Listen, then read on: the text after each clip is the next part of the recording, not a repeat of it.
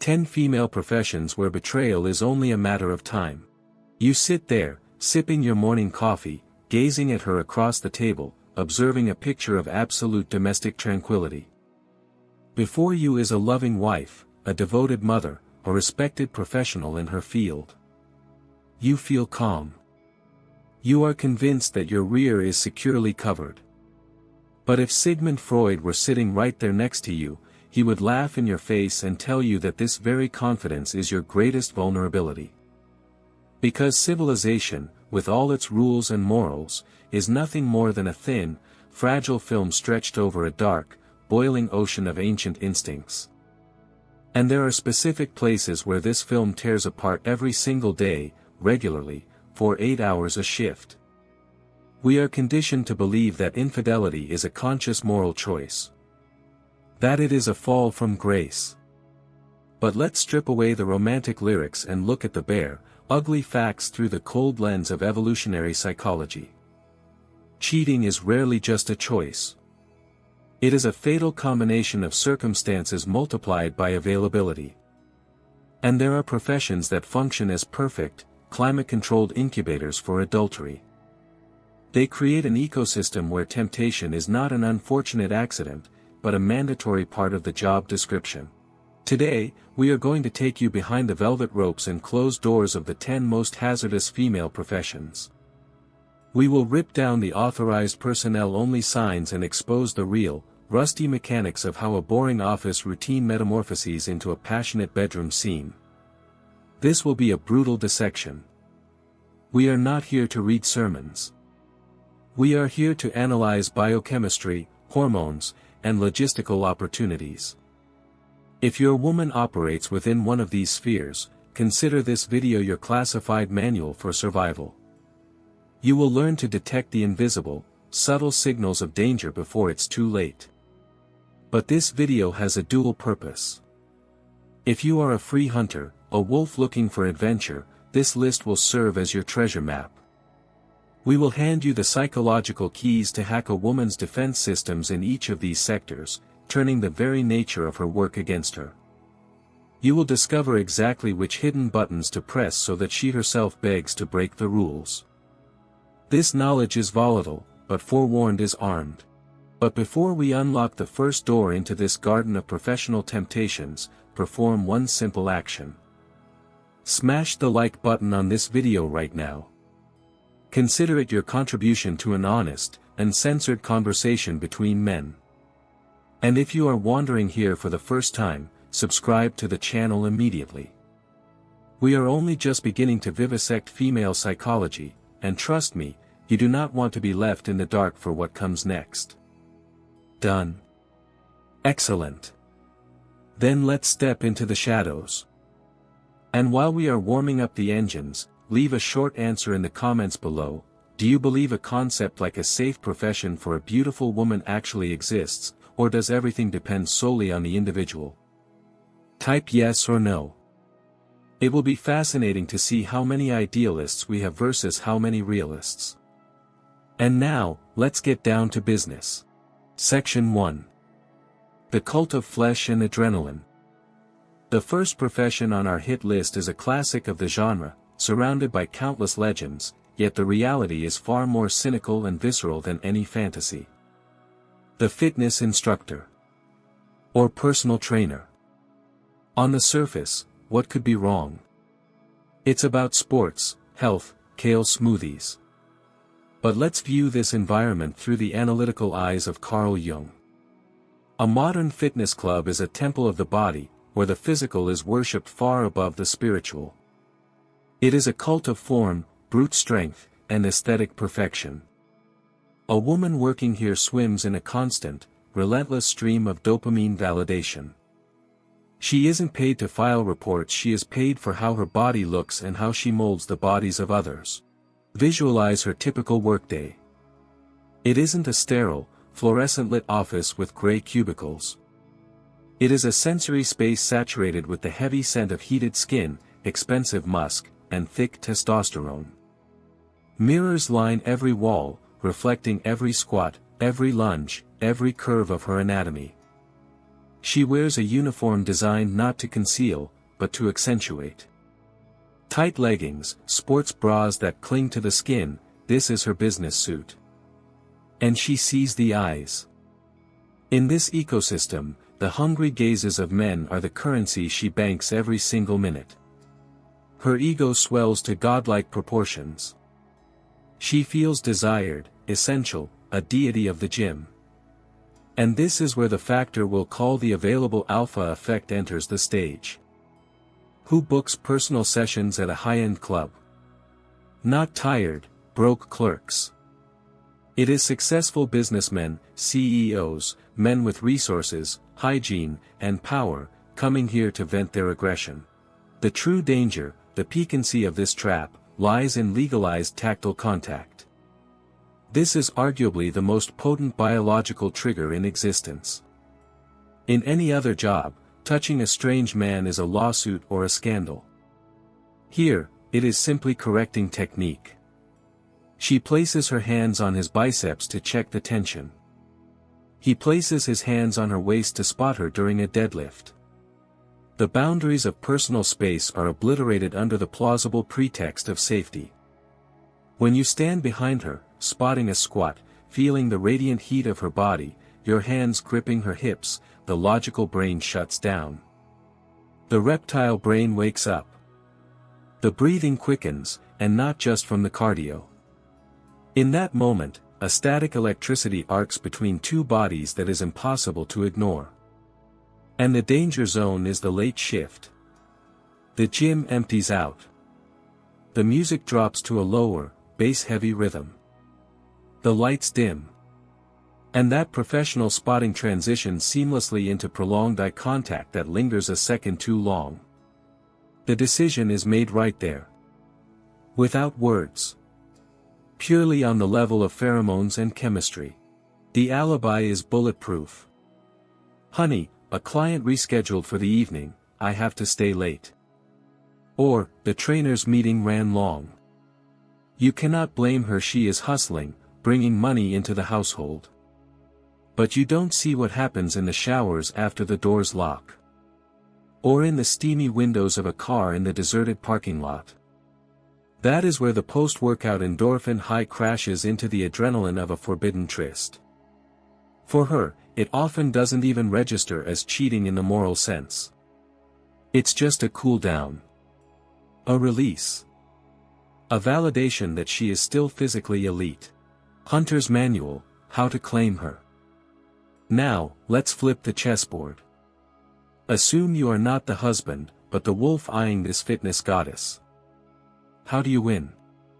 Most men fail because they act like fans. They pay for sessions, stare with puppy dog eyes, and shower her with compliments about her glutes. Remember, she hears that noise 500 times a day. Your compliments are static interference to her. You blend into the background.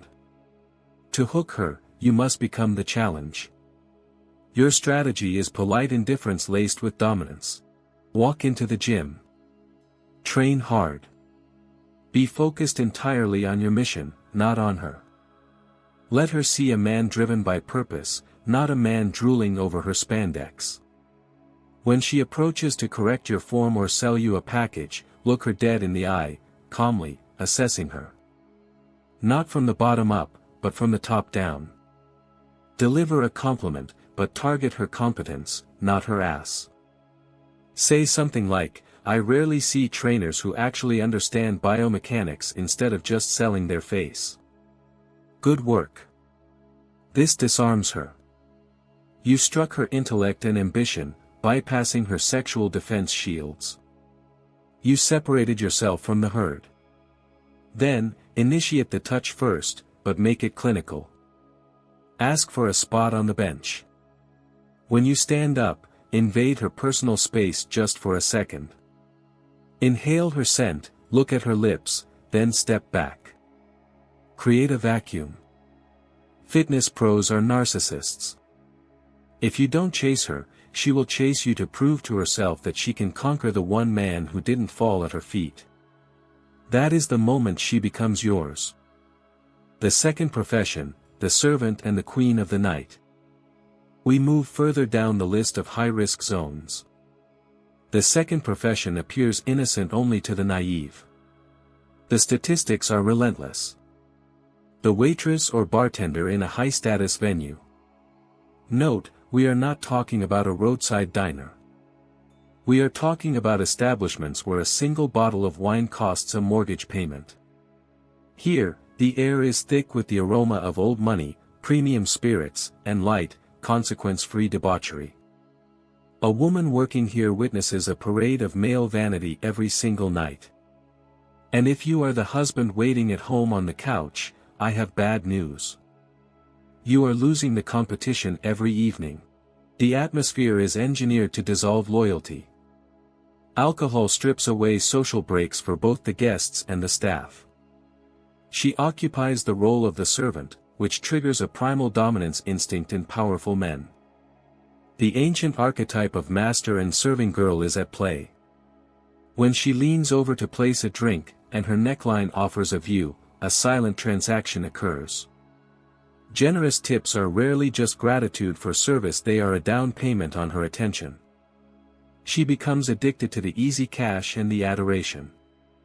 Real life starts to look gray and boring compared to the neon lights and music. The danger peaks at closing time. The last patron drains his whiskey. She is counting the cash drawer.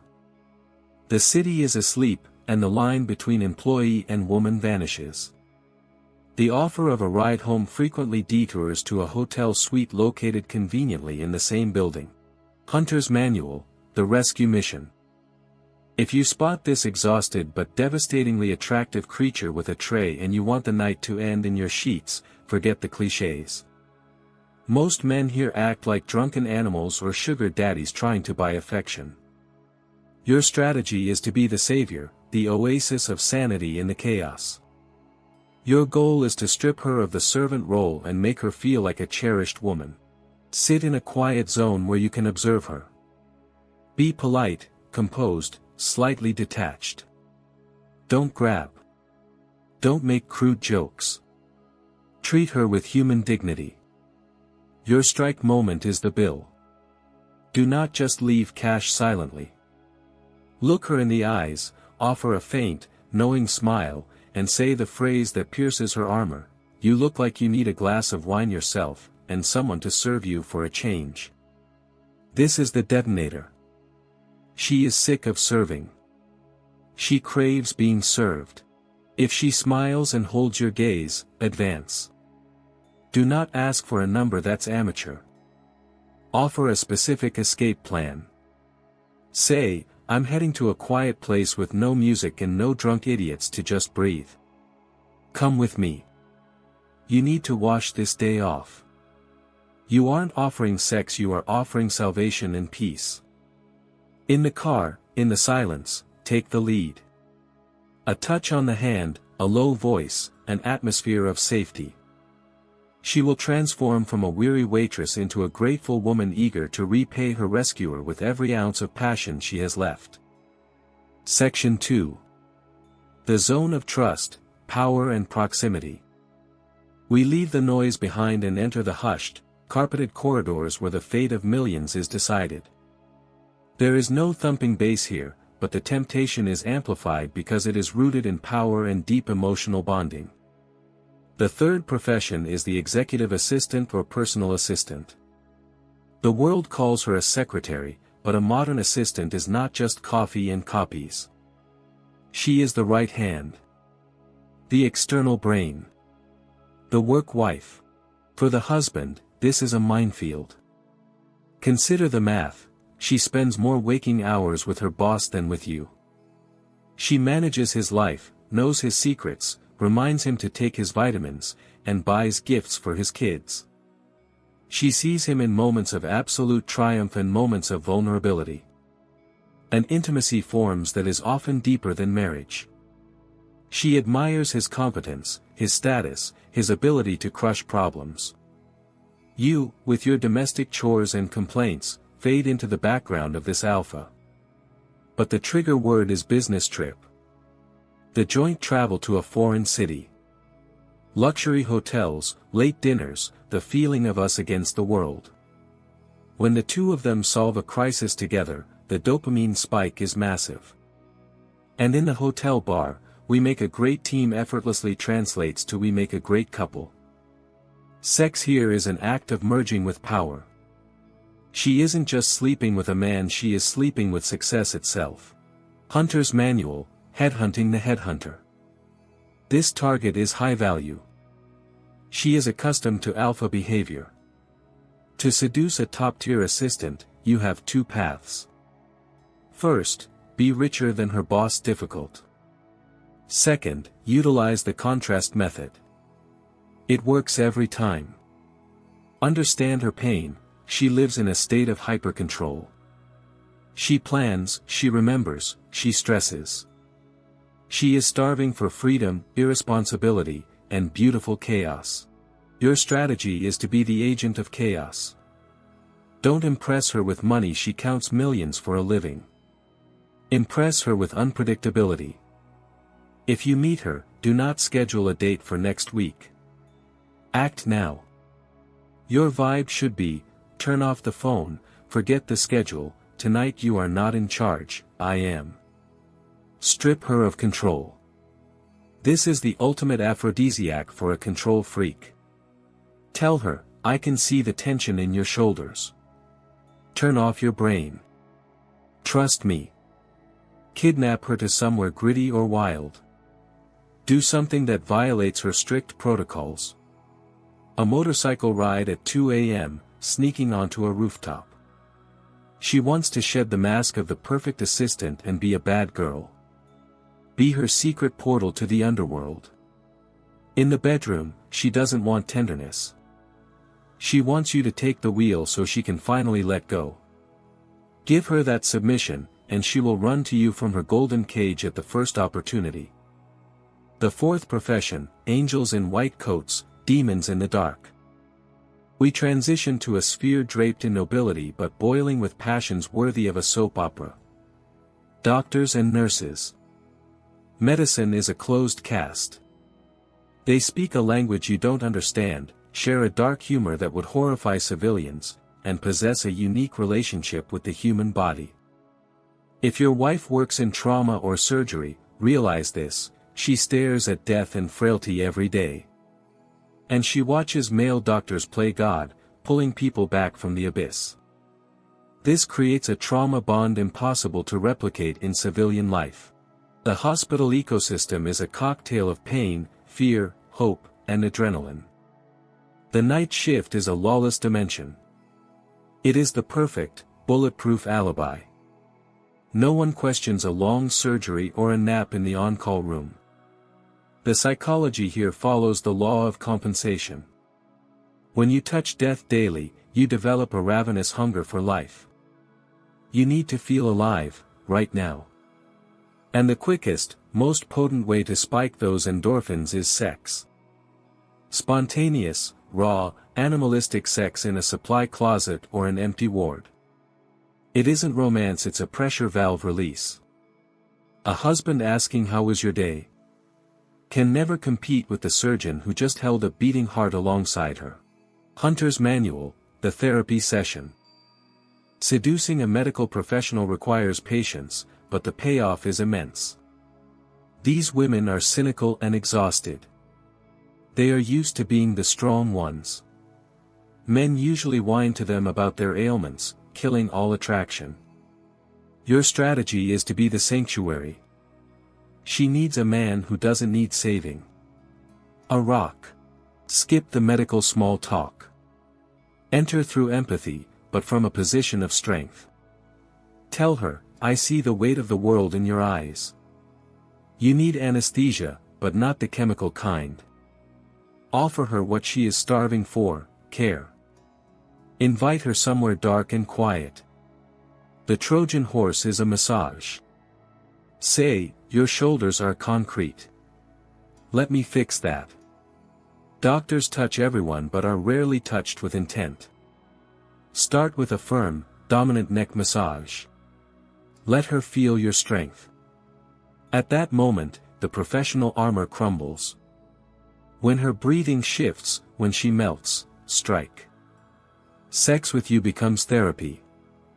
She will get addicted to you like a narcotic because you are the only place she can stop being a hero and just be a woman. The fifth profession, the appraiser of souls. Next on the list, the HR manager or recruiter. The woman who sits at the gate, deciding who enters and who is cast aside. It seems like a boring desk job. But look deeper. Her entire existence is a continuous casting call for men. Every day, a parade of candidates marches before her. Ambitious, confident, desperate to impress. She evaluates them. She views them as commodities. She holds the power to say yes or no. And power is an intoxicant. The risk for the husband is the infinite menu effect. She is like a kid in a candy store. She sees the best talent on the market. Inevitably, she compares her husband, who is lying on the couch in sweatpants, to these hungry, sharp candidates. You lose. The affair often begins as a final interview in an informal setting. The candidate knows she holds the keys. He turns on the charm. She enjoys the game. This cat-and-mouse dynamic easily slides into a hotel bar to discuss terms. And often, the terms involve more than just a salary. Hunter's manual, the hostile takeover. She is used to men begging for a chance. She smells desperation. To hack her code, you must break the frame. Do not be the candidate. Be the one hiring. Seize the frame immediately. Treat her with amusement. Use her corporate jargon but twist it sexually. Say, your soft skills are impressive, but I suspect you're hiding your real talent. I need to stress test you. This is arrogant. It challenges her authority. She will want to put you in your place. Perfect. Propose a meeting, not a date. Call it headhunting. Keep your distance, then invade her space. Lean in and say, drop the corporate act. I see the wild girl under that blazer. Let's see what you can do off the clock. HR women need to be managed. Show her you are the only candidate she can't control, and she will sign the contract. Section 3. Bohemia and freedom, art without borders. We cross the line into the creative sector where boundaries are viewed as limitations. The photographer or model. In this industry, the body is just a tool. A prop. Raw material. Shame atrophies within the first 6 months. If your woman spends hours in studios with semi-nude bodies, her desensitization to nakedness is total. The studio is a sensory deprivation tank. Dim lights, intimacy, isolation. A photo shoot is a dance of two souls. The photographer must manipulate the model, extracting emotion and passion. It is a seduction. The line between directing and flirting is thinner than smoke. If she is the model, she is used to being handled, gazed at, desired. After hours of focus, when the adrenaline peaks, the phrase "let's unwind" is code. Creatives claim they need a muse, a spark. Sex is just energy exchange to them. Hunter's manual, the artist's muse. Forget standard compliments. She hears you're hot all day. Feed her vanity as an artist. Your strategy is to see her soul, not just her shape. Tell her, you move like a tragedy. There is a story in your posture. Ask about her vision. Listen like she is an oracle. Then, offer to be her canvas. Say, I want to see you create when the cameras are off. In the studio, use the environment. Say, the lighting on your skin is perfect right now, it would be a crime not to touch. Make your touch artistic, deliberate. Turn the act into a performance. She needs to feel she is creating art even in bed. Be her masterpiece, and she will return to you for inspiration. The seventh profession, the adrenaline junkie.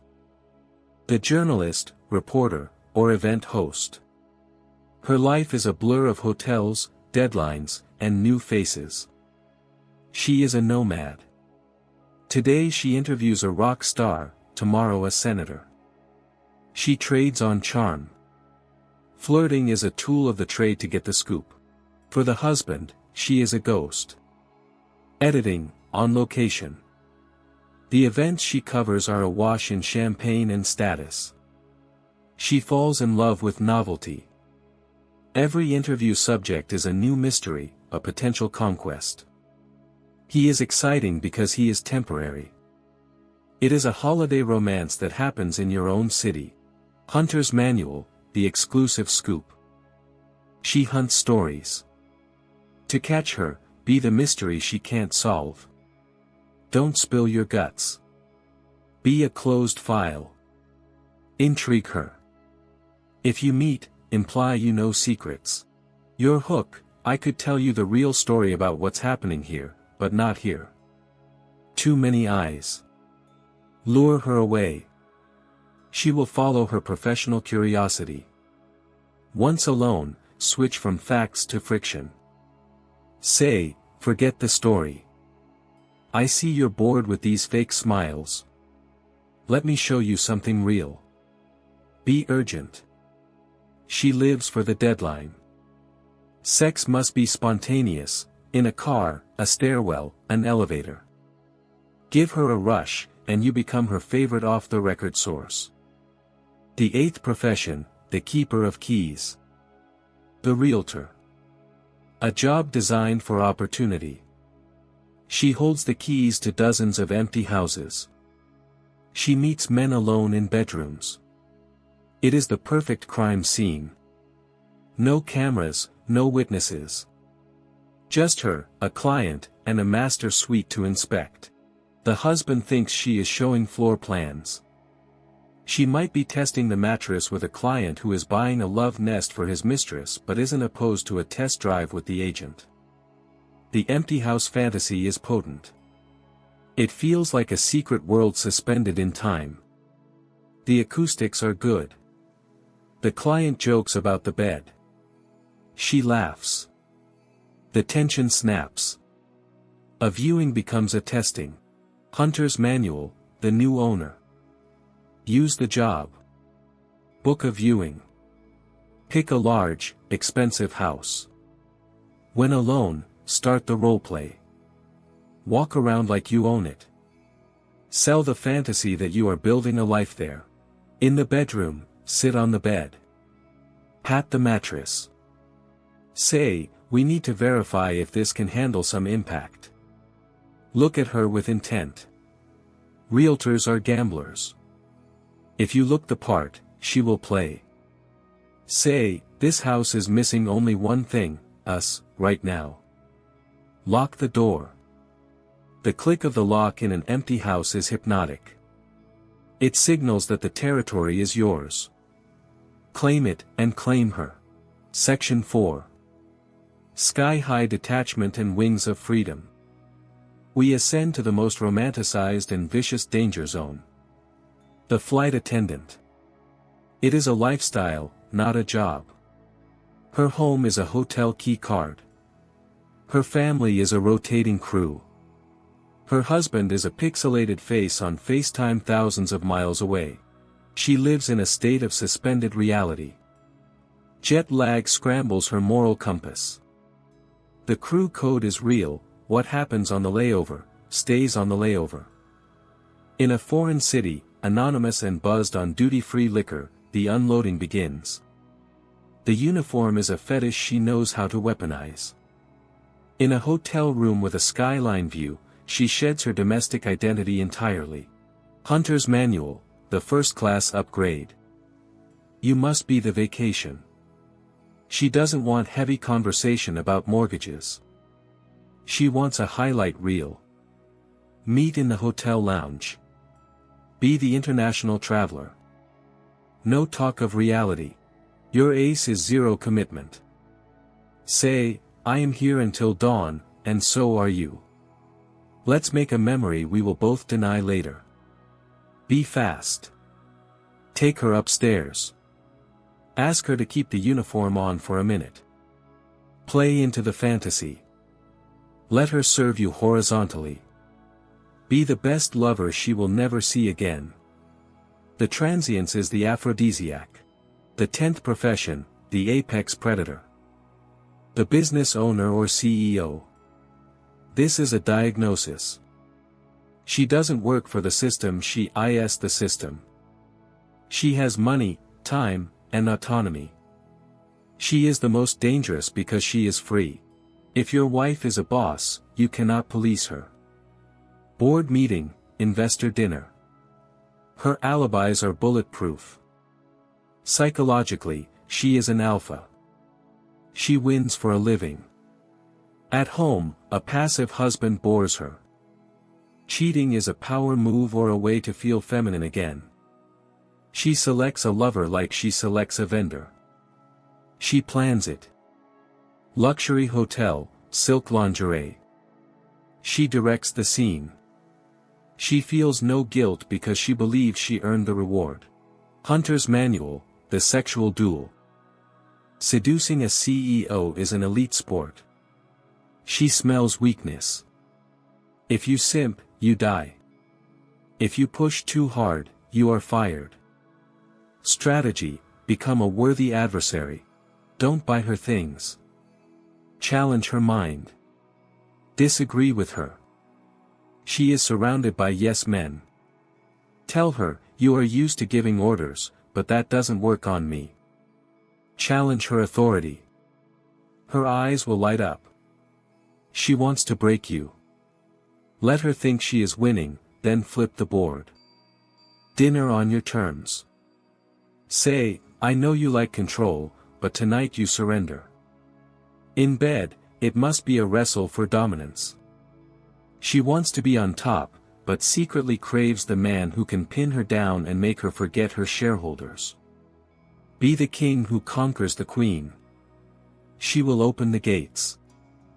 Conclusion, the evolutionary verdict. We have traversed the minefield of professional temptation. We looked behind the curtain of clinics, offices, and suites. Let's drop the illusions. This isn't just a list, it is a map of where marriages go to die. We live in an age where a woman gives her best energy to her career and brings her exhaustion home.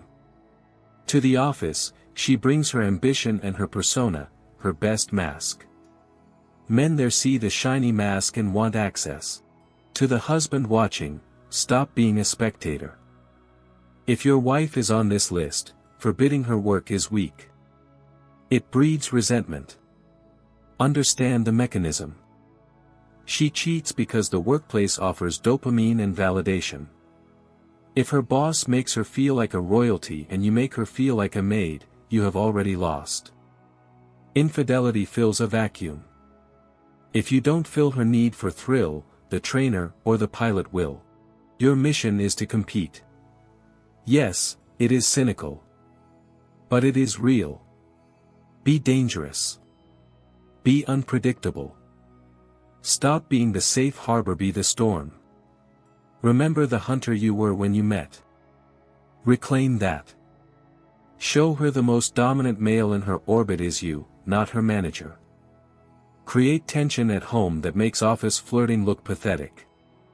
Occupy her mental space so completely there is no room for intruders. And to the hunters, the men of the world, the map is open. We have proven that female unavailability is a myth. It is a social construct that crumbles under pressure. You know now that the CEO wants to submit, the doctor wants to be held, the stewardess wants freedom. You have the keys. These women are waiting for an emotion, not a transaction. Be the catalyst. Play by their rules only to break them. Remember Freud, civilization is thin ice. Beneath the uniforms and spreadsheets, the ancient ocean boils. Break the ice.